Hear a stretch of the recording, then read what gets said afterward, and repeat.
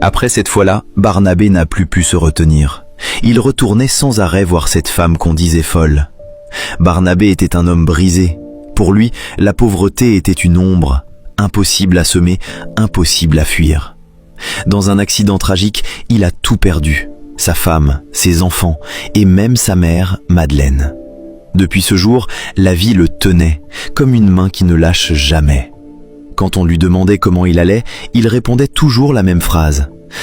Qui a mis au monde la pauvreté ? C'était son refrain. Et c'était aussi sa chaîne. Chaque jour, il cherchait du travail.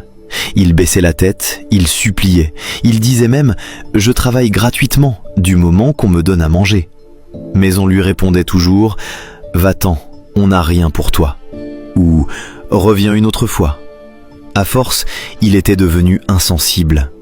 La nuit, il s'endormait le ventre vide. Le jour, il marchait longtemps, sans but. Ses vêtements étaient en lambeaux, ses chaussures usées jusqu'au sang. Et sur son visage, la fatigue ne partait jamais.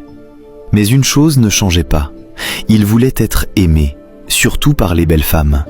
Chaque fois qu'une femme passait, son regard la suivait, comme s'il attrapait une lumière. Mais elle ne le regardait jamais. Certaines l'ignoraient, d'autres se moquaient, d'autres l'insultaient en face. Alors il tentait sa chance de la façon la plus maladroite. Dès qu'il avait quelques pièces, il les tendait, espérant un arrêt, un oui, une chance. Mais elle repoussait toujours sa main. « Garde ton argent, commence par remettre ta vie en ordre. »« Ça ne m'intéresse pas. » Chaque refus piquait son orgueil comme une aiguille.